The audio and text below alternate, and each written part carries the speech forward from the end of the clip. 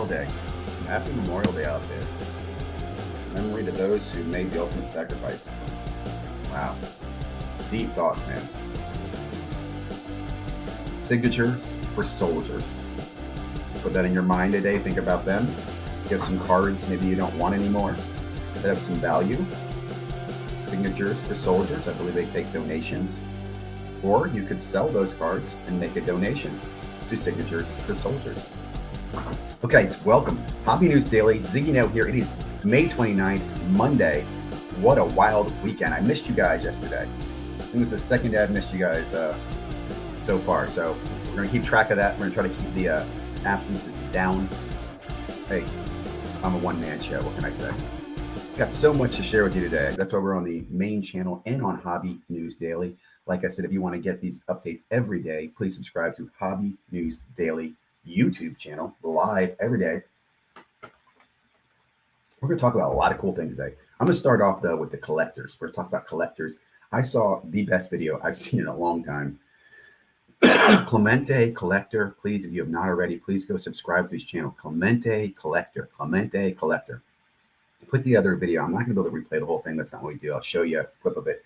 But he basically voiced over John Mangini's rant about collectors and investors over the Braveheart scene where the Braveheart dude with the paints running around, getting the troops ready for the battle. It's freaking awesome. I love it. It just hits home on so many levels. And it makes me think about a lot of things. But I'm going to talk a little bit about the Jeff Wilson video he put out the other day about him buying the not superfractor, the 1-to-1 auto black prism quarterback from the Falcons. He bought it from Rothschild or Rothkid or whatever, which in my opinion, this even makes things worse because it's exactly what we do not need to be doing. Like, I'll go on a tirade or rant about that later on, but I'll just leave with this. I believe that these cards should find the home of a collector, a forever home. On the journey to the forever home, it will conduct many transactions that will result in people making money. I'm cool with that. But if the whole, let me get into the video. Let me get into the video today. Let's get into the content. Do leave your comments. I do want your comments. I will come back. I'll answer questions and comments. And I got some time this morning. So we'll be kicking it off. And again, I got so much to share, man. It's going to be a fun day. Presenting the screen, the entire screen, and nothing but the screen. So help me scream. Here we go. Starting right here. This is Clemente Collector. I'm going to let this play a little bit for you. Have to.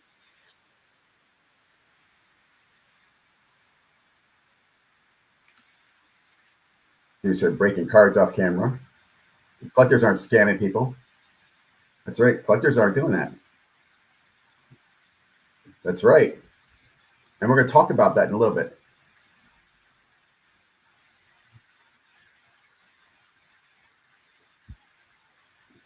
Okay, I'll stop there. I could listen to this all day long. It is my favorite rant.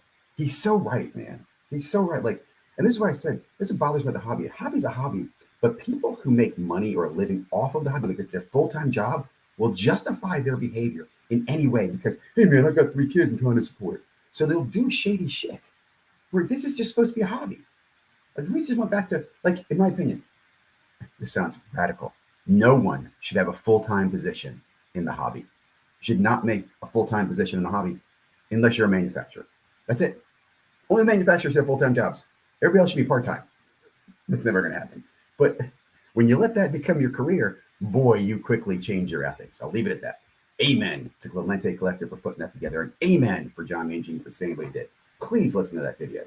Okay, this one I want to bring to attention because, first of all, it bothers me that no one else has. It bothers me, again, let me be a voice, a small voice in a loud room for just the goddamn channels who don't speak up for what the hell's going on out there. And you know who you are, bigger channels. But here we have Murph's Card Town talking about, and I'll just make this very simple. I'll let you check out his video. I recommend PSA CEO doesn't care about your cards video. Check it out. And what he says is his friends, first time experience at PSA, FedExed in a submission. The FedEx was received by PSA, and the PSA calls him and says, hey, look, the FedEx is empty. The box is empty. It looks like the boxers didn't get here in whole. So, look, I'm not saying it's the PSA's fault. I don't know if it was a FedEx employee stole it. There's a lot of concerns there. What I do know is that collector's not getting any help from PSA to solve the case, right? Like if he has to file a claim, an insurance claim, he needs PSA's help, and PSA's not helping him. And FedEx is not helping him. So I feel for this guy. And I'll also say this too as a warning, guys. I have heard many, many times that the insurance claims on cards when you ship them are bullshit, that you do not get paid out what you lost. That's what I've been told. I've never gone through the experience personally, but I would beware. I've heard that FedEx and UPS specifically have some fine print. And again, I've never seen this. I don't know it. I can't prove this, but look into this where they discredit or they, in collectibles specifically, they don't give a market appraised value. They give some other type of valuation, replacement valuation, I think is what's called, equal or lesser value, or something that screws you. So beware of this. And it bothers me too. Like I saw Nat on Reckless Cards and he sounded really nice and I was there to answer DMs. First of all, that model can't scale. You can't answer all the DMs. You need to have a better system. And number two, remember guys, Nat is a businessman. He collects, but he's a businessman. Okay, another great video here. Sports card, once again, I'm not going to spend a ton of time on this. It's a 30-minute video. But Javid really breaks down the fee structure between eBay and Comc and things that I really think are important that people do not understand. Do not understand. I will watch this video over and over. This is evergreen material here because it's so well detailed and you understand everything. And I'll just say, guys, one of the best videos. You want to feel good, watch the Collector's Rant. You want to learn something, watch this video. Great video. Highly recommend it. Got a place we're going. Another how-to video here. How to open Topps uncirculated cases. Just a quick how-to. Also, a channel I've been following. I don't know if I just recently subscribed or because Sports Card Factory was not someone on my radar, and I wanted to bring it on your radar too. So really love this content. Applause. If you haven't already, like, comment, subscribe. Tell them Ziggy No sent you. And dude, I thought this was great. Great little video here. Didn't know about these cards. Makes me kind of want to go get them. Kind of cool. Oh, anyway, another great video here. Little Victories Sports Cards. One of my favorite collectors. He does a little tutorial here on selling sports cards in Comc. Really enjoyed this. Really enjoyed this too. I will say he actually should have broken this up in my opinion because he starts up here with some Comc with some going through Comc cards. Well, I like this part in the beginning. I put it that way. Very good video. Highly recommend checking this out, guys. It's another one like education. These are 3 education videos. There's no ranting. There's no politics. No bullshit. This is just my opinion. I think that you're in trouble, man. Okay, last videos we're talking about. I got a good one. Oh, we'll talk about this first. Junkrax Hero does a phenomenal historical breakdown of the history of garbage pail kids. Had no clue.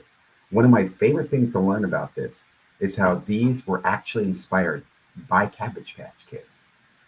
Didn't know that. I remember the Cabbage Patch craze. I remember not being a Cabbage Patch fan or my sister getting a Cabbage Patch doll. So I remember loving the Garbage Pail Kids. So listening to this was phenomenal. Well done. Applaud. Great story. Makes me want some Garbage Pail Kids. It's funny. I was like, damn, I actually want Garbage Pail Kids now. And it gets into history, like the history starts with Batman. Batman in the toilet bowl. I'll leave it at that. Junkrax Hero, great video, man. Okay, I want to come talk about a topic, 2 topics. We're talking about Jeff Wilson, and we're talking about Hobby Hotline. But who should we talk about first? Let's talk about Hobby Hotline. Well, here's where I'm going to get to there. Lawsuit. I mentioned this 2 days ago on the Paul Lasco lawsuit about Golden Collectible. I also talked about, there's a video you go out there and watch, the initial video. This is called Golden Boys. I keep doing this. It goes through a video that's very similar to King of Collectibles. Now, some things that I'm taking from this. It is clear to me that Golden made this pilot with somebody who put together some production money. And he's like, hey, that worked really well. And then he flipped this show. Now, I'm not saying to flip this pilot, but in my opinion, as a novice idiot in the law firm of nobody and nobody, he flipped this show. And why I know that is when I listened to this video. When I listened to this video, which was, let me just say, I applaud this video. Cardboard Coaches had Alex Giamano on and had a really good conversation with her. I learned a lot about her, a lot of respect for her. I appreciate her hustle, her real involvement, how she learned about it. Like, one thing that bothers me, people come to the hobby who don't know anything about the sport. They're sitting there breaking cards, can't talk about the sport. This woman knows her sport. Like, she invested time. She talks about that. What she says in this, though, and this is what I was like, light bulb goes on. And she says that she started working with Golden on the collectible King of Collectibles in 2021. And it's funny, in the beginning, Coach says something like Golden, the Golden Show, Golden Touch. And she quickly changes him to say, hey, it's King Collectibles with the Golden Touch or whatever. I bet you that word golden is a key part in that lawsuit. Like the fact it was called the Golden Boys in the pilot, and then they come out with King of Collectibles. There was a lot of thought that went into, like, to me, and I don't blame Alex. I don't think Alex knew anything about this, but Alex was interviewed in 1921. Jesus Christ. 2021. So 2 years ago, she was interviewed about the show. The pilot was in 2019. So 2 years between the pilot, right, and her involvement. And then we have 2023, the movie comes out, or the series comes out. So just keep that in mind. It just shows you what kind of man Ken Golden is. Flipping the show to Netflix to make more money. I wonder what the lawsuit will do. Like, I want more Ken Golden show. I'm not even gonna lie to you. Like, I totally do. In fact, I'm thinking to myself, what we really need is a parody show on YouTube. Like, someone should do a fucking parody show, pardon my French, parody show on the Golden thing. So if I get some friends together with me who could help me with that, that'd be freaking awesome. I'd be happy to do that for you guys. Again, great conversation. Let me also say this too. I'm on Hobby Hotline, not me. I don't get on Hobby Hotline because I was kicked off of Hobby Hotline. I was listening to Hobby Hotline and I was contributing, and it bothers me. First, a few things. I'm going to say the show sucks. And what I mean by that, it has become the Danny Black and the John Newman show. The two of them come on, they moderate, and they just lecture. And they lecture and pontificate, and they guess, and they tell you how Panini's going to be bought, and Leaf's going to be bought, and what's a monopoly. And dude, they don't do any goddamn news, and they have no engagement from the audience. And people say, well, no one calls it. Well, no one wants to download these guys because they don't engage with the audience. It's terrible. Here's my point for this. Yesterday, I'm sending in some topics. Number one topic that I thought about they should talk about is, why did they talk about the difference between Topps using the Dutch auction last week and the Montgomery Club Everybody Gets a Box model? These two different models last week to distribute Sapphire. And why didn't anybody bring that up? I know a few people talked a little bit about it, but that's a topic that should have been front and center for Hobby Hotline to discuss. You know why I don't talk about it? None of them participated in the Sapphire project. And I understand that, but you could at least be aware about it, okay? You could do some awareness. Second thing that came up was, and I brought this up too, why is no one talking about the Ken Golden lawsuit? And I kept asking about that several times in the chat. And finally, Victor even says, what's thinking of talking about this Ken Golden thing? Ken Golden. And the reality is, you guys, I don't expect you to know everything going on. But if you see somebody in chat asking about it, then say that. I don't know. We haven't looked into that. What's going on? Invite somebody engagement. Have somebody ask some questions about it. Danny Black edits it. And he'll tell you why. Here's why I don't like Danny Black, Danny. And listen to me, Danny. You have come to the hobby, and you've been here a long time, but in my opinion, you popped up on the YouTube scene all about monetization and how you can make money for you as fast as you can. And again, you don't want to talk about the Ken Golden thing. He even says, well, I haven't researched it. I heard a little bit about it, but I didn't want to talk about it without knowing more. You don't want to talk about the Ken Golden lawsuit that is up on Lasco's website for 2 days on Twitter, but you're going to pontificate and speculate on what happens if FedEx buys a grading company. Is that a monopoly? Danny, you don't want to lose a sponsor. You don't want to piss off somebody if you say something wrong. It kills me, dude. That's why Hobby Hotline has become not about the hobby, not about the people anymore. It's about Danny and John Newman. What do they want to talk about? The Danny and John Newman show. And you can watch the Danny and John Newman show on Friday nights too. Listen to the two of them tell each other how great they are. Let me say that while I'm on a little rant. I am tired of these shows who sit there and talk to each other about how great each other is. You are so damn cute. No, you are even cuter. You gotta tell you how cute you are. You are the cutest cuter in the whole wide world. The content you make is cuter than the cutest content I've ever seen. Oh no, your content's cuter. What the? Jesus Christ, guys. Stop. Just stop. Had to get it out. I will tell you, here's why I'm bringing it up. I want to remind you, this is a hobby to me. I freaking love this. I love making content. I love sports cards. I have a great time with Monopoly Prism. I have kids. We enjoy this stuff. I want to launch a show that's successful, that really gives back to the community, that really helps the hobby, has real conversations. Nobody gets blocked or edited. We talk stuff out. You got a beef, we bring you on camera. We talk, debates, whatever it is. A real conversation channel.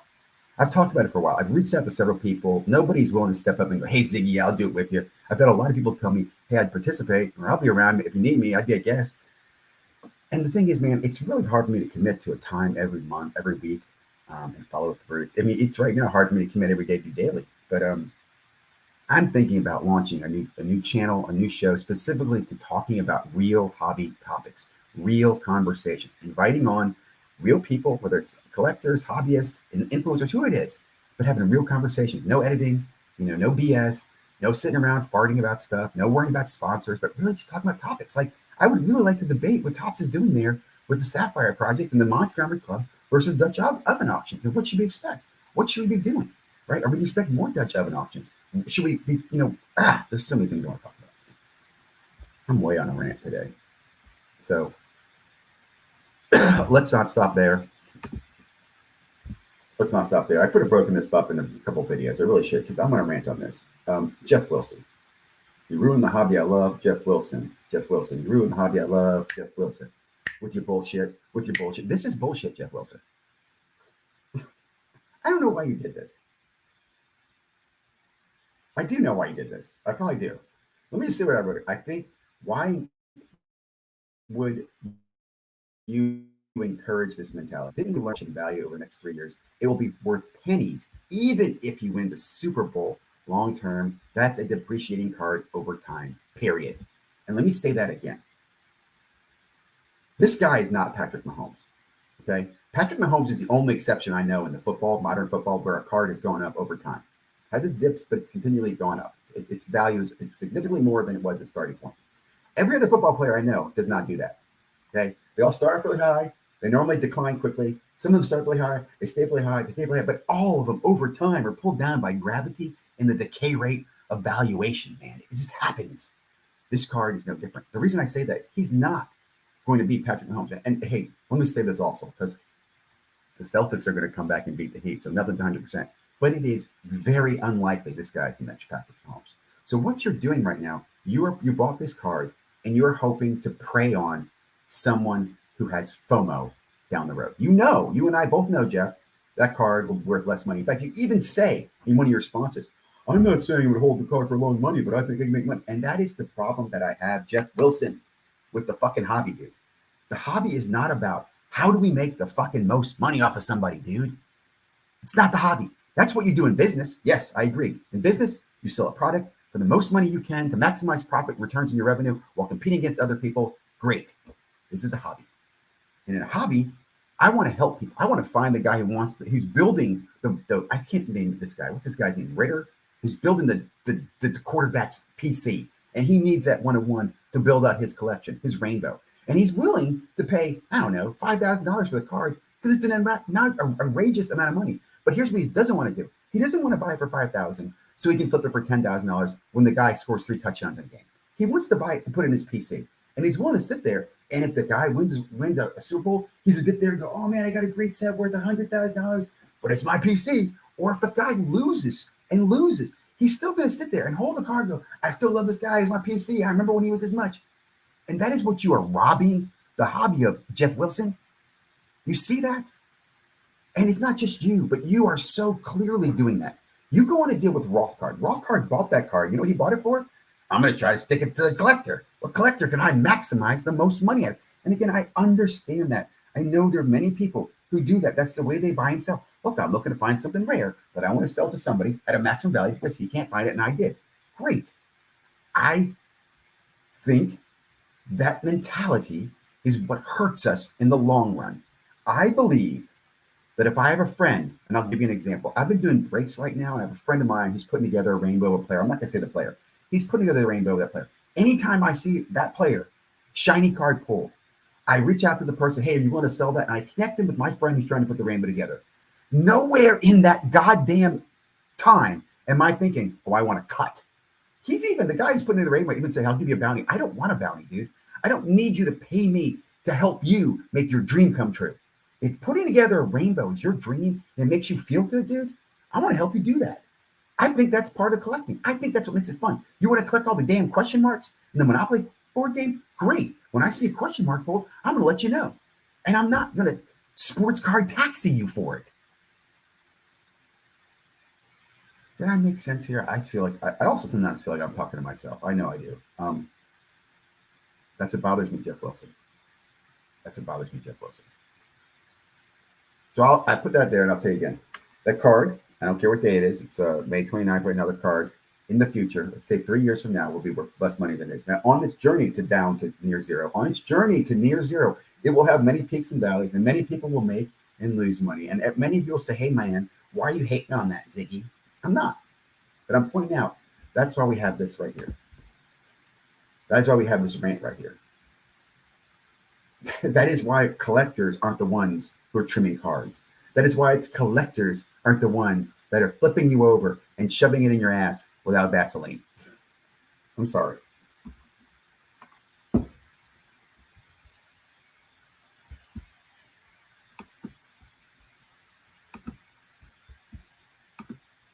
I got some people here.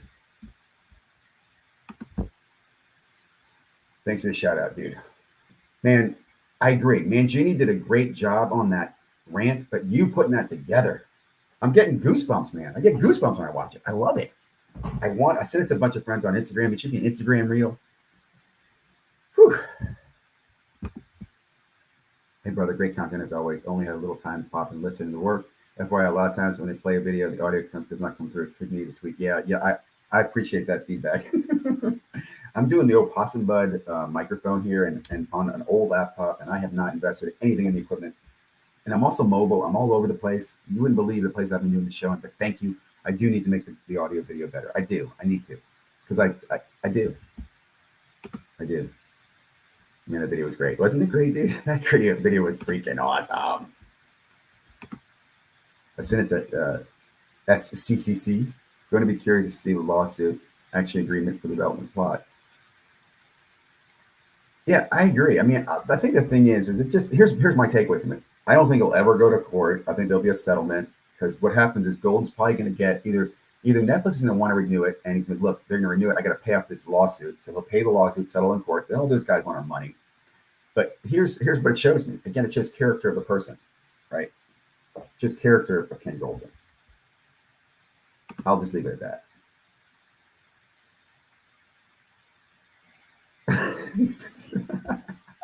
No touchy the expensive stuff. I love the ideas. It would be great shit. Thank you, man. And that's what I'm gonna try to do. I've got some ideas. I'll tell you, I'm also working on putting together a prison monopoly group in Facebook.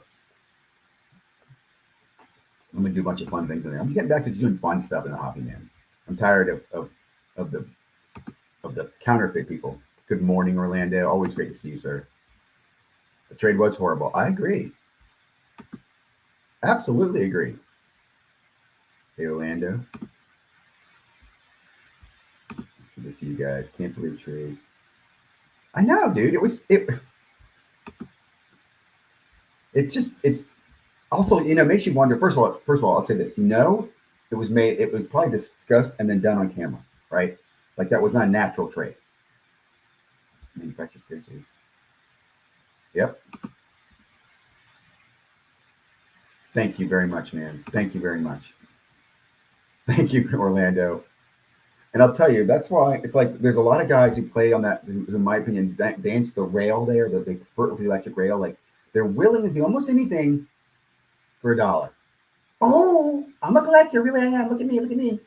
We know, put it this way, real knows real. It's so obvious too when you start looking at some of these channels. Just if they're where their passion, their heart is. I'll put it that way. I can understand that too. Like I'll say the one thing about, and I'm not recommending the Monopoly stuff to anybody because the more you people in it, the harder it is when you get the shit. But what I have re-engaged in the Monopoly is that again, there's so many different ways to work it. You can be collecting the player, and because this checklist is so specific to like, there's 3 players per team. If you are a Russell Westbrook fan or Ben Simmons fan, give you as examples, you probably aren't. You can focus just on that player and get a lot of really cool color and parallels from that one color and player collect the hell out of in one set. And to me, that's really cool. Thank you, man. Thank you, guys. Well, listen, I know I did a clip earlier. The kids interrupted the first take of this. I got to get back downstairs. Got a great family day planned. I'm super excited. It felt good getting that off my chest there with the Jeff Wilson and the what was the other one? Oh, the Ken Golden and Hobby Hotline. And they'll say it's Hobby Hotline. They'll probably block me in the future. I want you to do better. I do. I really do think that, but we need a platform where people can debate and honestly ask questions. Like, here's what I think you should go do. You should be able to come to a channel every Friday and go, here are the 5 questions. And if the people in the audience can't answer them, then they say, we can't get the answer to this, but we're going to post it and people are welcome to leave answers and we're going to get an expert to come back and give an answer to it. It should be a resource. A resource.